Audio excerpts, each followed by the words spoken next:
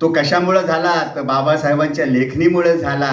हे संविधान जर या देशाला जर मिळालं नसतं तर हा देश नुसता स्वातंत्र्य होऊन उपयोग झाला नसता. आणि म्हणून या ठिकाणी वामनदादाचं एक गीत आणखीन सादर करतो. तुझीच कमाई आहे ग भीमाई, तुझीच कमाई आहे ग भीमाई, कुणाचेच काही इथे कष्ट नाही, कुणाचेच काही इथे कष्ट नाही, तुझीच कमाई आहे ग भीमाई, तुझीच कमाई आहे ग भीमाई. त्यावेळची परिस्थिती अवघड होती, प्यायला पाणी मिळत नव्हतं, त्यासाठी देखील बाबासाहेबांना संघर्ष करावा लागला.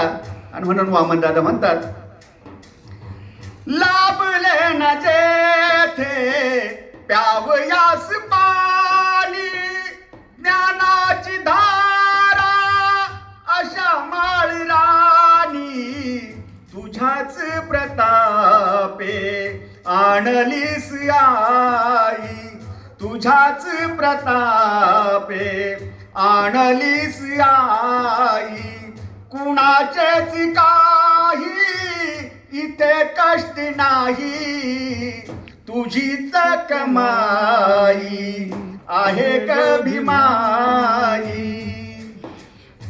वाळून जाची पाने गळाली, घालून पाणी अशा फुलवेली, फुलवून गेली तूच ठाई ठाई, कुणाचेच काही इथे कष्ट नाही, तुझीच कमाई आहे ग भीमाई, तुझीच कमाई आहे ग भीमाई.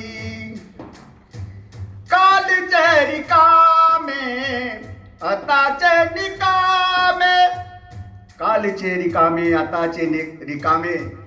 आम्ही पाहतो की समाजाकडे ज्या खऱ्या अर्थानं आम्ही काही जी निवडून दिलेली आमची काही नेते मंडळी होती, ती खऱ्या अर्थानं समाजासाठी त्यांचं काही कार्य नाही. आणि म्हणून असे रिकामे आम्ही निवडून दिले आणि तेच आम्हाला घातक ठरले. म्हणून म्हणताय वामनदादा म्हणतात, कालचे रिकामे आताचे निकामे, जगतात आई तुझी याच नामे, इथे गीत वामन खरे तेच गाई, कुणाचेच काही इथे कष्ट नाही, तुझीच कमाई आहे ग भीमाई, कमाई आहे ग भीमाई, तुझीच आहे ग भीमाई. जय हिंद, जय सलाम.